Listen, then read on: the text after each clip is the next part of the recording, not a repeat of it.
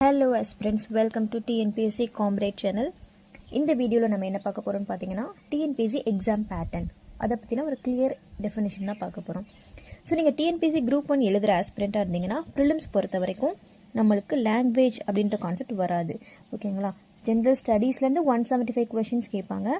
Aptitude மேக்ஸ்லேருந்து 25 questions கேட்பாங்க. அதில் ஆப்டிலேருந்து 15 கொஷின்ஸும் 10 questions வந்து ரீசனிங்லேருந்து கேட்பாங்க. டோட்டலாக ப்ரிலிம்ஸ்க்கு பார்த்தீங்கன்னா 200 கொஷின்ஸ். ஸோ ஒரு கொஷினுக்கு நம்மளுக்கு 1.5 மார்க்ஸ். ஸோ மொத்தமாக சேர்த்து பார்த்திங்கன்னா 300 மார்க்ஸ் நம்ம டிஎன்பிஎஸ்சி குரூப் 1 ப்ரிலிம்ஸ்க்கு எழுதுவோம். குரூப் 2 குரூப் ஏ 2A பொறுத்த வரைக்கும் பார்த்தோன்னா அந்த ப்ரிலிம்ஸில் நம்மளுக்கு இங்கிலீஷ் ஆர் தமிழ் 2 லாங்குவேஜ்லேருந்து நம்ம எய்தர் ஒன் சூஸ் பண்ணுற மாதிரி இருக்கும். அதில் 100 கொஷின்ஸ் வந்துடும். ஜென்ரல் ஸ்டடீஸ்லேருந்து 75 கொஷின்ஸ் நம்ம எழுத போகிறோம். ஆப்டிடியூட்லேருந்து 25 கொஷின்ஸ் வரும். சேம் குரூப் 1ல எப்படி ஆப்டிடியூடில் 10 பிரிக்கிறாங்க, 10 ரீசனிங் கொஷின்ஸ், 15 வந்து நம்மளுக்கு ஆப்டி கொஷின்ஸ், இந்த மாதிரி ஸ்பிட்டிங் இருக்கும். So this is group 2 group 2A ப்ரிலிம்ஸ்க்கான பேட்டர்ன். அதுலேயுமே 200 கொஷின்ஸ் வந்துடும். 300 மார்க்ஸ்க்கு எழுதுவோம். ஒரு கொஷினுக்கு 1.5 மார்க்ஸ்.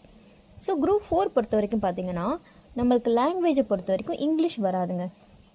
இங்கிலீஷ் கிடையாது. ஓகேங்களா? தமிழ் மட்டும்தான் கம்பல்சரி நம்ம சூஸ் பண்ணுற மாதிரி வரும். 100 கொஷின் தமிழ் எழுதுகிற மாதிரி வரும்.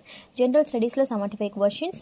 ஆப்டிடியூட் முன்னாடி சொன்ன மாதிரியே 25 கொஷின்ஸ் வந்துடும். 15 கொஷின்ஸ் வந்து நம்மளுக்கு ஆப்டிலேருந்தும் 10 கொஷின் ரீசனிங்லேருந்து வரும். ஸோ டோட்டலி 200 கொஷின்ஸ் 300 மார்க்ஸ்க்கு எழுதுவோம். ஸோ இதுதான் வந்து எக்ஸாம் பேட்டர்ன். ஓகேங்களா?